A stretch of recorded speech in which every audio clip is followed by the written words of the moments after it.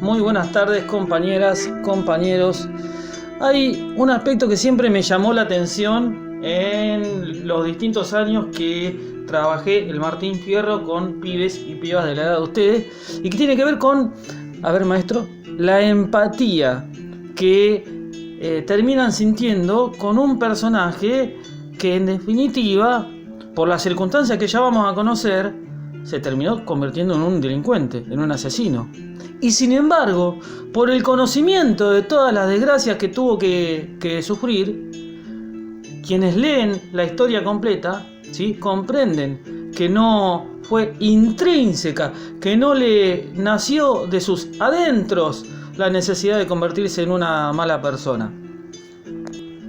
Entonces me parecía llamativo porque cuando realizábamos el trabajo de tratar, que les he estado comentando, de vincular lo que leemos con situaciones de más contemporáneas, más actuales, el criterio no era lo mismo.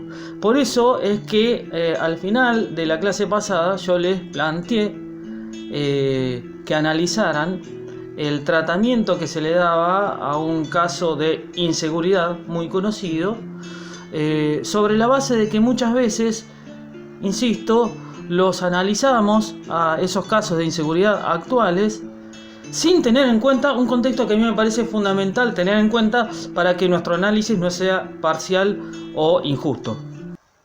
Tal es el caso de que aborda un artículo del escritor argentino Martín Coa, que les voy a dejar por acá en algún lugar. Se llama Con la mano propia.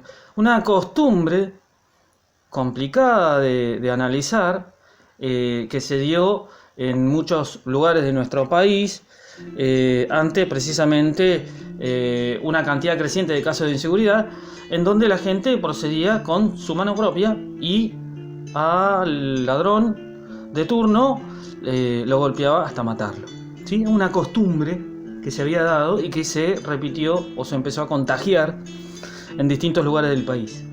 El escritor analiza en el artículo que les voy a dejar esa situación en comparación con un acto de corrupción de un expresidente y de un exministro de Economía que vendieron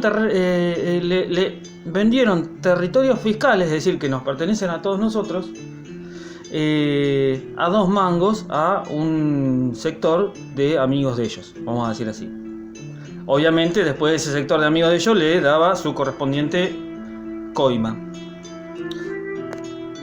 Entonces lo que reflexiona este escritor es cuántos de esos celulares que se roban ladrones en los distintos barrios de distintas ciudades de la Argentina entran en los millones y millones de dólares que se robaron este expresidente y este exministro de Economía.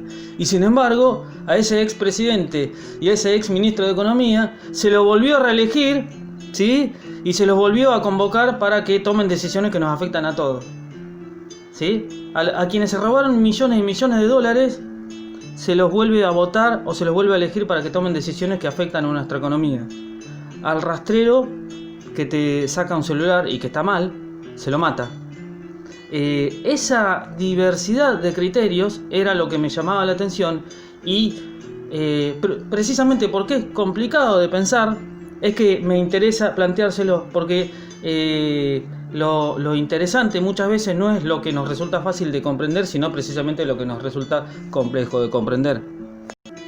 Es este tipo de problemática la que me interesa conversar con ustedes a instancias precisamente de un texto tan importante para nuestra cultura como es el Martín Fierro. Vamos a retomar en el capítulo 2.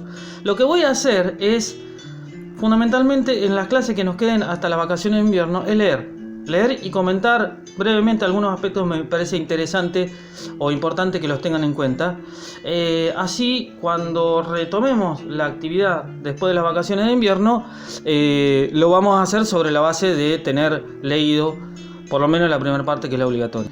En el capítulo 2, entonces, vamos a hablar de un gaucho que profundiza la perspectiva retórica a partir de la cual él intenta justificarse, ¿sí? Nosotros conocemos la última de las versiones de Martín Fierro, por lo menos en lo que tiene que ver con la primera parte, y después vamos a explicar bien ustedes van a notar que constantemente marca una diferencia entre la primera parte y la segunda parte, porque son sustancialmente diferentes, son prácticamente dos historias distintas, ¿sí? Entonces, para que estén prevenidos y prevenidos. Profundiza los argumentos que lo llevan a justificar ese gran cambio que tuvo en su manera de ser. No me voy a extender más con las explicaciones y pasamos al texto. Ninguno me hable de penas, porque yo penando vivo, y nadie se muestre altivo, aunque en el estribo esté, que suele quedarse a pie el gaucho más advertido. Junta experiencia en la vida hasta para dar y prestar, quien la tiene que pasar entre sufrimiento y llanto, porque nada enseña tanto como el sufrir y el llorar. Viene el hombre ciego al mundo, cuarteándolo la esperanza, y a poco andar ya lo alcanzan las desgracias a empujones. La pucha que trae liciones el tiempo con sus mudanzas. Yo he conocido esta tierra en que el paisano vivía, y su ranchito tenía, y sus hijos y mujer. Era una delicia ver cómo pasaba sus días. Ustedes van a ver que él habla constantemente, o se remite constantemente a lo que se puede denominar como una época de oro, en la que él era feliz.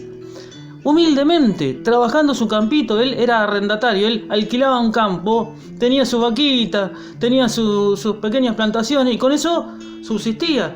No, discúlpenme con todo respeto, las expresiones, no jodía a nadie, no molestaba a nadie. Era un tipo que hacía lo que le había dado, es decir, lo que le resultaba posible hacer en base al conocimiento que tenía de la vida en el campo.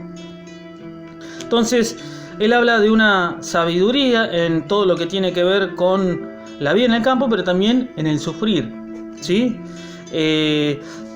Yo voy a pasar algunas estrofas para que no sea tan largo.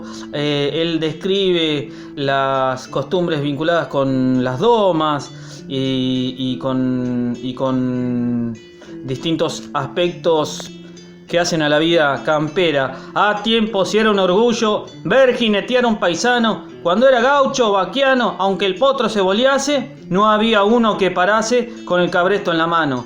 La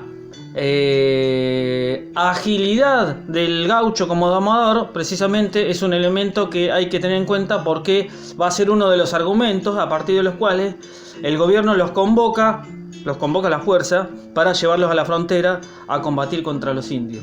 Otra aclaración: cuando hablamos de fronteras, no son las fronteras que actualmente conocemos y que podemos ver en el mapa, ¿sí? Son fronteras internas en nuestro país, más allá de lo cual, entre comillas, el desierto. En realidad es mentira que había un desierto.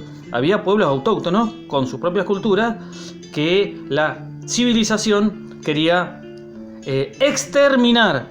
Y la palabra no es exagerada, exterminar de nuestro territorio. Entonces sigue describiendo, volviendo al recuerdo de la vida en el campo. Y con el buche bien lleno era cosa superior irse en brazos del amor a dormir como la gente, para empezar al día siguiente las vainas del día anterior. Está describiendo, ¿sí? Describiendo la vida feliz, más allá de lo cual siempre aparece lo que vamos a decir. Recuerdo qué maravilla cómo andaba la gauchada, siempre alegre y bien montada y dispuesta para el trabajo. No eran vagos.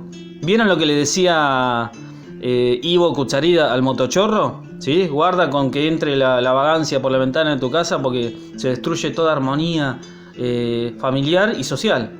Entonces, como andaba la gauchada, siempre alegre y bien montada y dispuesta para el trabajo, pero hoy en el día barajo, carajo sería, pero hoy en el día barajo no se le ve de aporreada. Es decir, está denunciando otro aspecto central en la primera parte, es el carácter de denuncia.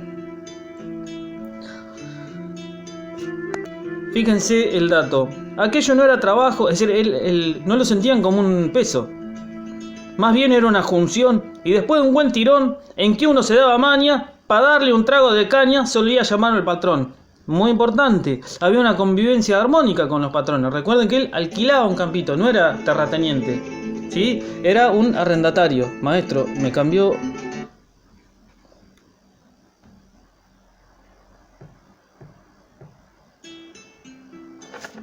Bien.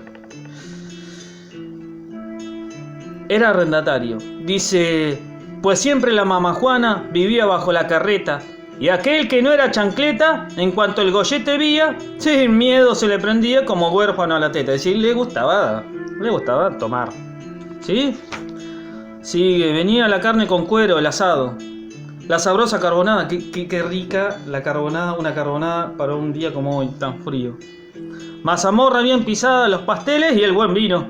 Pero ha querido el destino que todo aquello acabara. Estaba el gaucho en su pago con toda seguridad, pero ¡jaura! ¡Barbaridad! La cosa anda tan fruncida que gasta el pobre la vida en juir de la autoridad.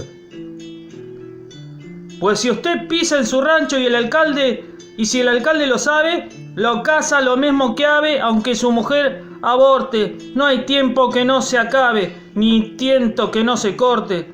Y al punto de ese por muerto, si el alcalde lo volea. Pues ahí nomás se le apea con una felpa de palos. Y después dicen que es malo, el gaucho se los pelea. Es decir, el tipo labura, vieron cómo describía sus costumbres en el campo. Y a pesar de eso, la autoridad lo sigue. Lo sigue para que lo va a explicar más adelante, pero más o menos se permiten los spoilers. Los usaban para llevarlos a pelear a la frontera. Un poco, es decir, si hay algo que dijo bien Ivo, era a la hora de describir los maltratos que sufrían los gauchos. Los llevaban así a la fuerza, con engaños, a las fronteras a pelear contra los pueblos originarios. Y no los llevaban. Si vos querés involucrar a alguien en una causa colectiva, tenés que hacerlo sentir parte. ¿Se entiende? El gaucho no comprendía por qué le hacían dar la vida por una patria de la que no lo hacían parte. ¿Sí? Tanto maltrato y después me llevaba para que te defienda. ¿Me explico cómo es? Y el lomo le hinchaban a golpes y le rompen la cabeza, y luego con ligereza así lastimado y todo, lo amarran codo con codo y pa' el cepo lo enderezan. ¡Ay! Comienzan sus desgracias, ahí principia el pericón, porque ya no hay salvación, y que usted quiera o no quiera, lo mandan a la frontera o lo echan a un batallón. Ansí pisaron mis males, lo mismo que los de tantos. Si gustan en otros cantos, le diré lo que he sufrido. Después que uno está perdido, no lo salvan ni los santos.